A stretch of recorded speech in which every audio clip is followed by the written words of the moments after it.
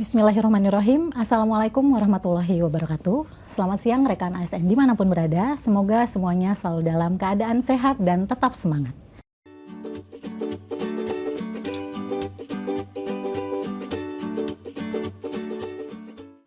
Selamat datang di Pojok Bisa Tanya Kebijakan PAN-RB bersama saya Hardianti Pratiwi.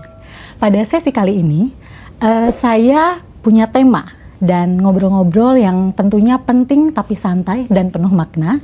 Dan temanya ini ditunggu-tunggu sekali nih oleh semua teman-teman di seluruh Indonesia, yaitu tentang kebijakan penataan pegawai non-ASN. Tentunya di sini saya tidak sendiri, saya ditemani oleh dua bapak-bapak yang luar biasa hebat. Yang pertama ada Bapak Abbas Subagja. Izin saya putar nih Pak ya. Pak Abbas Subagja, sehat Bapak? Alhamdulillah sehat. Beliau adalah Deputi Bidang SDM Aparatur di Kementerian PAN-RB. Dan satu lagi yang di sebelah sana ada Bapak Haryomo Dwi Putranto. Selamat siang Bapak. Selamat siang Mbak. Beliau adalah Wakil Kepala BKN. Bapak terima kasih sudah meluangkan waktunya nih Pak ya, hadir di acara kita ini Pak. Sudah siap ya Pak ya? Insya Allah. Soalnya ini saya udah ngelis beberapa pertanyaan Pak, yang tentunya pertanyaan-pertanyaan ini banyak ditanyakan Pak nih oleh teman-teman pegawai non-ASN seluruh Indonesia Pak. Mungkin kita langsung aja ya Pak ya ke pertanyaan pertama. Kan saat ini pemerintah tengah melakukan penataan pegawai non-ASN ya Pak, yang sudah dilakukan itu secara bertahap Pak. Kalau tidak salah dari 2007 juga sudah dilakukan penataan itu Pak. Nah sebenarnya apa sih Pak tujuan penataan pegawai non-ASN ini Pak? Boleh mungkin Pak Abah dulu yang menjawab. Iya, makasih Mbak Tiwi. Jadi yang pertama bahwa penataan ASN itu menjadi penting seiring dengan perubahan transformasi di dalam sistem manajemen ASN kita. Nah di sini kita ingin mempertegas di dalam undang-undang itu bahwa aparatur sipil negara itu hanya terdiri dari pegawai negeri sipil dan pegawai pemerintah dengan perjanjian kerja. Nah, sekarang ini banyak nomenklatur yang lain di luar aparatur sipil negara. Sehingga kita harus bisa memastikan sebetulnya status mereka yang ada di birokrasi itu statusnya apa. Apakah dia sebagai pegawai negeri sipil atau sebagai pegawai pemerintah dengan perjanjian kerja. Sehingga dengan adanya PP 49 sebetulnya 2018 ini harus diakhiri di November 2023 ya. Dan disebutkan tidak boleh ada sebutan lain atau pegawai non ASN yang menduduki jabatan ASN ya, sehingga harus dirubahlah nomenklatur yang macam-macam tadi menjadi PNS atau P3K atau pegawai pemerintah dengan perjanjian kerja. Nah ini bagi teman-teman yang ada saat ini kan juga statusnya masih macam-macam. Sehingga untuk kepastian status hukum yang bersangkutan kita tata lah gitu ya. Tapi penataan itu harus sesuai dengan regulasinya, sesuai juga dengan kebutuhannya. Jadi artinya kita sangat mengapresiasi teman-teman pegawai non-ASN yang sudah mengabdi, bahkan Pak Waka ya yang sudah bertahun-tahun gitu ya mengabdi di pemerintahan yang sifatnya kontrak, walaupun kontrak itu kapan saja bisa diputus. Tentunya kita tidak melihat hal yang seperti itu ya, tapi sepanjang dia memenuhi ketentuan peraturan perundang-undangan, anggarannya tersedia, kemudian juga sesuai dengan regulasi, nah itulah yang menjadi fokus kita untuk kita tata bersama. Nah itu tujuannya. Supaya ASN itu jadi dua ya Pak, PNS dan P3K. Statusnya jadi jelas. Statusnya jadi jelas gitu. Terima kasih Bapak. Oke, mungkin pertanyaan selanjutnya, izin Bapak boleh dijabarkan bagaimana statistik pegawai non-ASN saat ini tuh seperti apa? Mungkin bisa Pak. Assalamualaikum warahmatullahi wabarakatuh. Waalaikumsalam warahmatullahi. Saya ingin bicara dulu sejarah kenapa sih muncul tenaga non-ASN ya. Jadi ketika tahun 2005 kita punya peraturan pemerintah nomor 48 tahun 2005. Itu mengatur tentang pengangkatan tenaga honorer menjadi pegawai negeri sipil, karena pada waktu itu belum ada P3K. Nah ini merupakan tuntutan, keinginan dari para tenaga honorer pada waktu itu yang sudah mengabdi lama. Dia juga bisa memberikan kontribusi kepada negara, kemudian jasa-jasa juga tinggi, ingin diakomodir menjadi pegawai negeri sipil. Nah pada saat itu tentu pemerintah merespon secara cepat, lahirnya peraturan pemerintah 48 tahun 2005. Nah, data yang ada di BKN kalau saya lihat sebetulnya pertama kali dibuka pendaftaran itu hampir 1 juta, kurang lebihnya 950.000. Ini cukup besar, namun karena ini sudah diatur di dalam PP, maka kurun waktu dari 2005 sampai 2009 itu dari 1.950.000 itu yang sudah diangkat 860.220. Maka ada sisanya. Sehingga tahun 2010 itu ada yang belum diangkat menjadi pegawai negeri sipil. Nah, ini juga tentunya mereka ingin sisa dari tenaga honorer yang pada saat itu belum diangkat itu kemudian ingin dilakukan pengangkatan menjadi pegawai negeri sipil. Nah, kemudian pengangkatan yang kedua itu dilakukan tahun 2012 ya. Karena pada saat itu ternyata setelah dibuka lagi sisa yang hanya sekitar 1.000 sekian itu bengkak lagi. Nah, akhirnya pemerintah mengambil kebijakan 2012 itu dilakukan seleksi ulang, seleksi kembali terhadap mereka yang belum diangkat menjadi pegawai negeri sipil. Nah, sebelum tahun 2012 mereka yang sudah diangkat itu sering kita kenal dengan istilah tenaga honorer K1 ya, tenaga kategori 1, mohon maaf. Kemudian karena belum semuanya diangkat, tahun 2012 adakan seleksi, itulah istilah yang selanjutnya muncul adalah tenaga honorer kategori 2. Kategori 1 itu memang dibiayai dari APBN APBD. Kategori 2 pada saat itu banyak juga yang tidak dibiayai dari APBN APBD, tapi dia masa kerjanya lama, kontribusi terhadap negara juga tinggi, maka itulah dilakukan pengangkatan kembali. Nah, Bapak Ibu semuanya, saudara-saudara, teman-teman, itu ternyata pengangkatan tenaga honorer menjadi PNS itu tidak selesai pada saat itu juga. Maka ada kebijakan pemerintah untuk menindaklanjuti keinginan para tenaga non-ASN pasca Undang-Undang ASN itu yang masih belum diangkat, itu dilakukan pengangkatan kembali. Nah, pada saat itu tentu ada kebijakan dari Kementerian Pan-RB sebelum diangkat, maka dia harus masuk dulu ke dalam database PKN. Nah, pada awalnya di dalam database PKN ini kalau saya lihat di tempat kami itu kurang lebih 2,3 juta. Dari 2,3 juta itu kemudian ditutup di tanggal 31 Desember 2022, nggak boleh lagi gitu ya. Nah, dalam perjalanannya ada yang mereka mendaftar CPNS lulus, ada yang kemudian mungkin yang bersangkutan meninggal dunia dan sebagainya. Sehingga yang menjadi PR kita saat ini itu ada 1.789.050. Ini yang menjadi PR. Maka di dalam Undang-Undang ASN tahun 2023 itu pasal 66 mengamanatkan.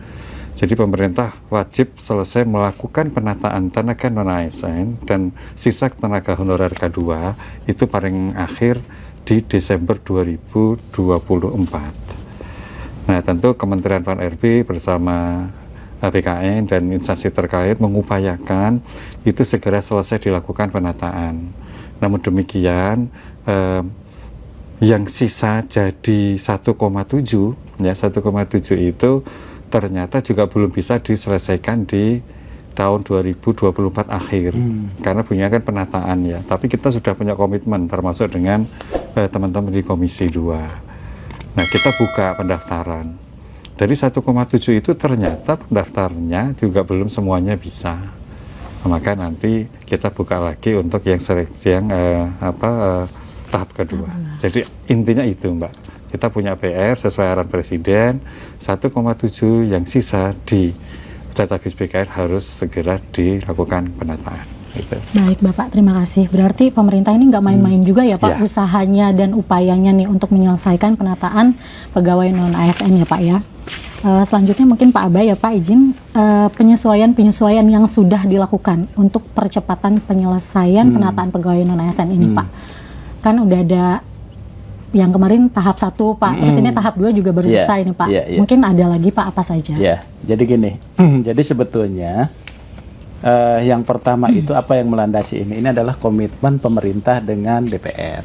Ya, jadi upaya kita melaksanakan mandat dari Undang-Undang 20 2023 yang mengatakan bahwa penataan ini perlu dilakukan. Bahkan penataan itu harusnya Desember 2024. Tapi sepertinya kita nggak akan melakukan penataan ini sampai Desember karena jumlahnya juga cukup banyak, cukup variatif dan sebagainya. Dan secara teknis BKN tadi Pak Waka sampaikan juga harus mempersiapkan sistem ya dan sebagainya gitu ya, pendataan dan sebagainya.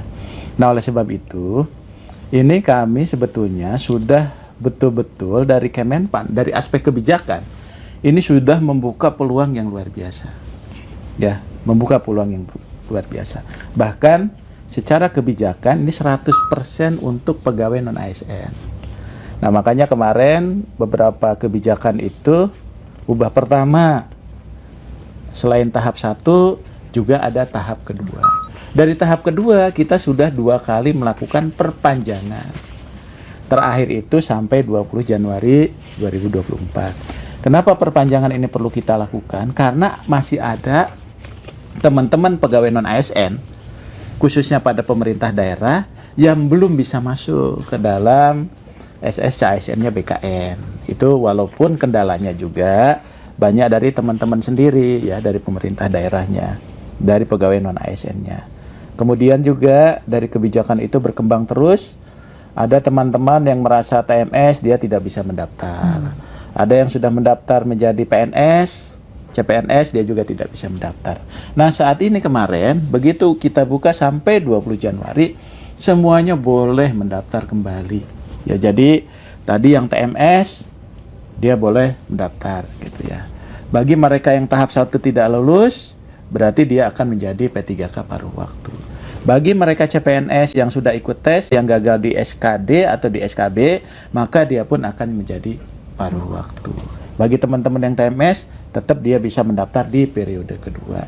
Jadi artinya peluang yang disiapkan oleh pemerintah dari 1,7 juta, sampaikan Pak Waka tadi, itu memberikan ruang yang sebesar-besarnya termasuk mekanismenya. Ya, jadi ini komitmen Bu Menteri ini luar biasa. Sepanjang dia ada dalam database BKN, maka dia akan dapat prioritas. Pertama menjadi P3K, kedua menjadi P3K paruh waktu. Ya, menjadi P3K paruh waktu. Menjadi P3K paruh waktu itu hanya masa transisi saja. Karena suatu saat dia akan menjadi P3K. Gitu. Makanya Pak Waka ada pertanyaan kan, kalau jadi paruh waktu, bisa nggak jadi penuh waktu? Ya bisa. Oh, bisa. Kalau kinerjanya bagus, dia tetap akan dapat nomor induk P3K. Jadi walaupun paruh waktu, tetap dapat nomor induk P3K. Kemudian kalau dia memenuhi syarat, kinerjanya bagus, anggarannya ada, dia diangkat jadi P3K. Jadi isunya kemarin kan, ini kita nggak bisa jadi P3K nih. Nah, kemarin ada usulan kan, P3K udah jadi P3K bisa balik nggak jadi paruh waktu? Nggak bisa. Nggak bisa. Ya, masa ntar paruh waktu jadi 1/4 waktu kan repot juga gitu ya. Nah, makanya yang P3K ini juga kinerja, disiplin gitu kan harus tetap dijaga juga.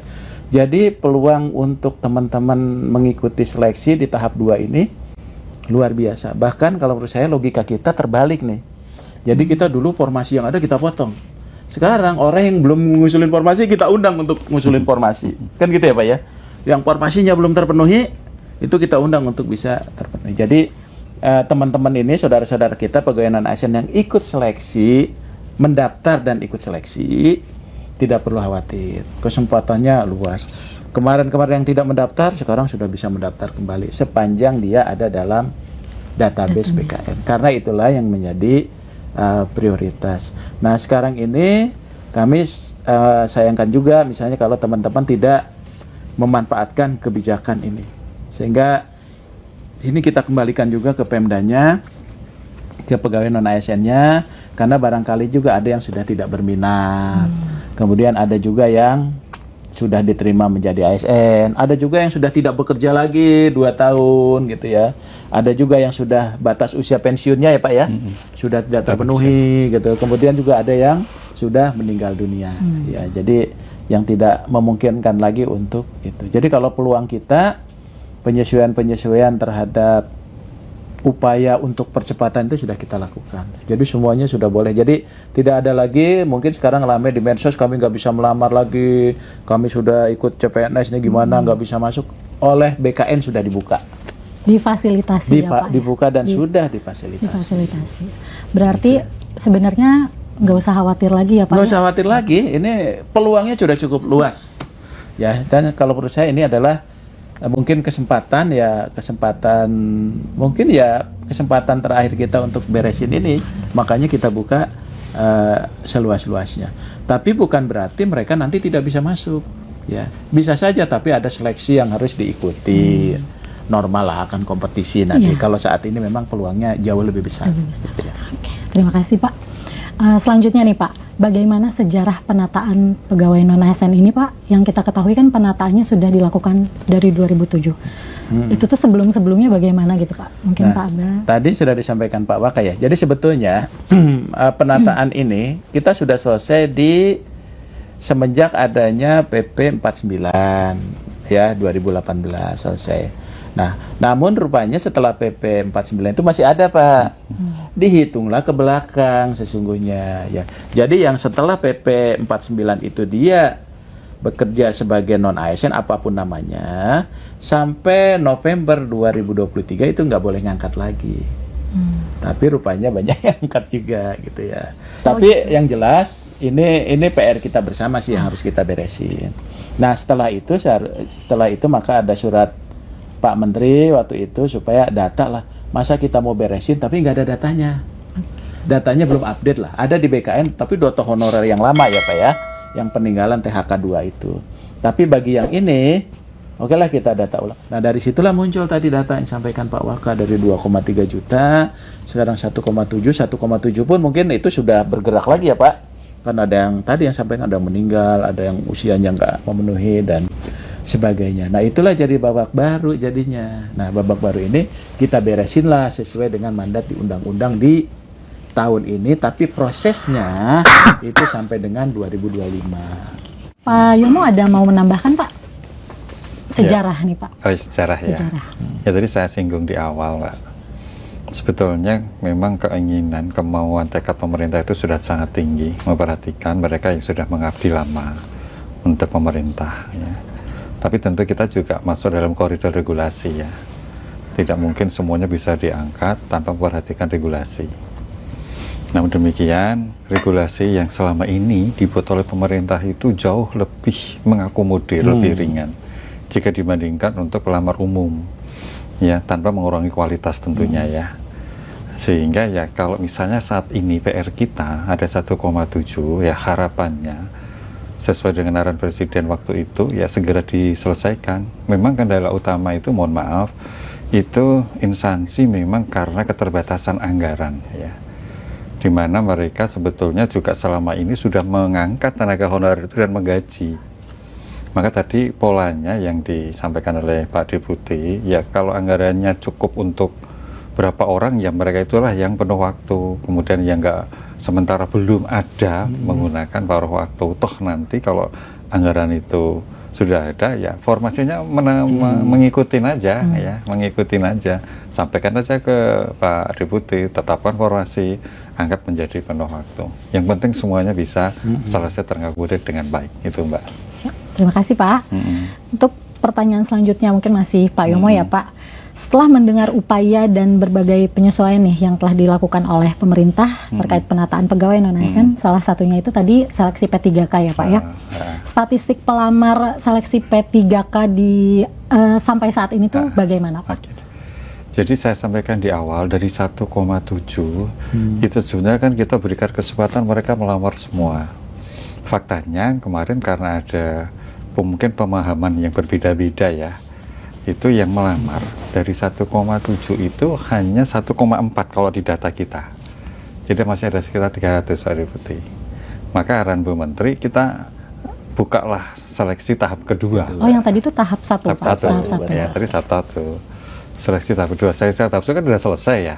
Sementara tahap 2 kan baru pendaftaran baru terakhir kemarin sudah selesai ya kan.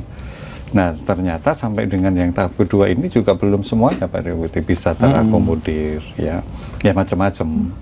Kalau formasi sudah kita jamin, bahkan Bu Menteri sudah mengeluarkan kebijakan yang 3K Bekerja itu sudah bisa mengakomodir semuanya. Tapi ternyata memang yang tidak bisa ikut itu bukan karena kesalahan instansi semua. Ya pertama mereka sudah diangkat jadi ikut CPNS yang kemarin. Kemudian ya usianya akhirnya juga sudah nggak mencapai lagi, lewat dan sebagainya. Tapi upaya kita untuk melakukan itu segera dipercepat gitu ya. Maka dibukalah tahap kedua. Ya tahap kedua ini data sampai dengan hari ini karena kemarin sudah di-close ya, diperpanjang 3 kali.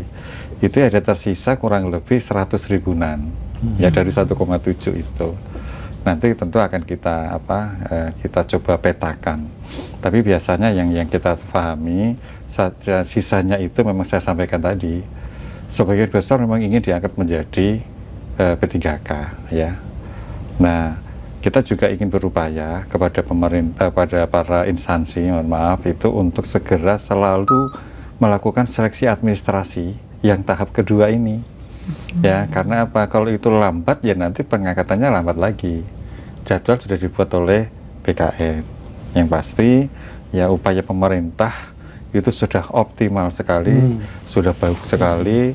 Kita sudah berkomitmen dengan anggota Komisi 2 untuk menyelesaikan penataan di akhir Desember, tapi karena lewat tetap itu harus kita selesaikan. Itu Mbak. Oke Bapak, berarti tadi yang tahap 2 itu sudah selesai di 20 Januari kemarin ya Pak? Untuk pendaftarannya. Pendaftarannya sudah selesai. Lalu tahap selanjutnya itu apa Pak? Oke, jadi sebetulnya kita awalnya itu ditutup di 31 Desember 2024. Iya, Waduh, ternyata masih banyak yang belum.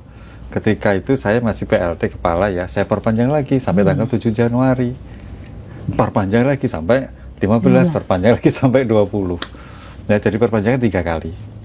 Nah, akhirnya kita sudah putuskan, udahlah sampai tanggal 20 Januari kita close ya. Setelah kita close yang tadi, ternyata memang masih ada sisa ya, ada sisa itu kita berharap memang karena tidak memenuhi syarat atau karena alasan yang lainnya, bukan karena kesalahan dari pemerintah maupun instansi ya.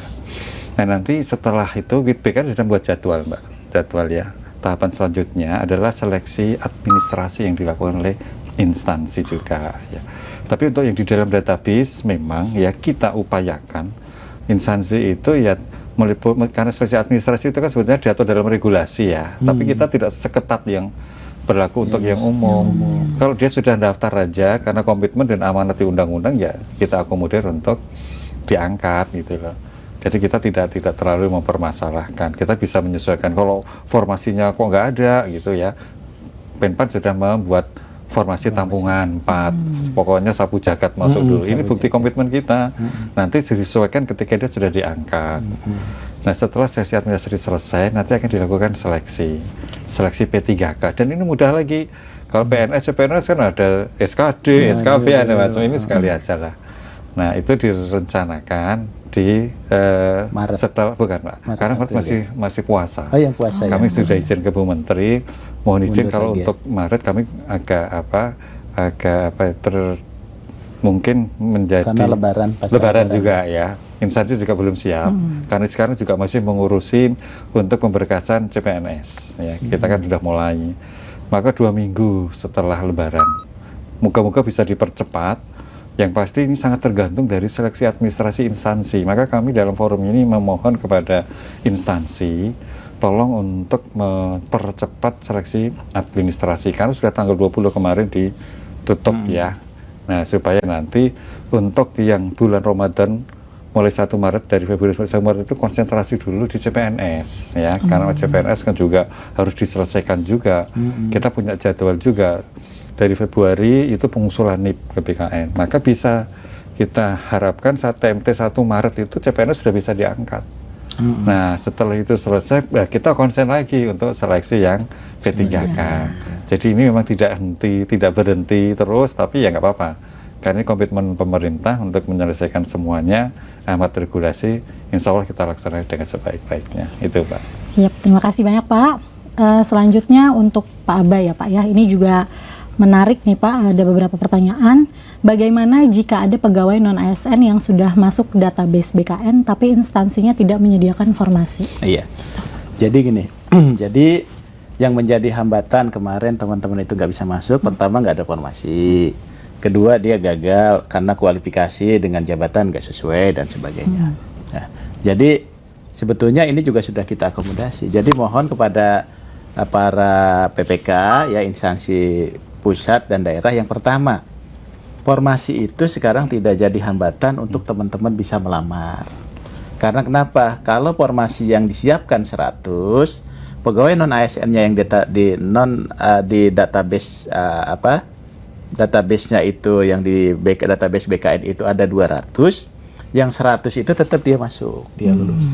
Jadi tidak ada lulus dan tidak lulus sesungguhnya. Cuma nanti yang kuota 100 itu menjadi P3K.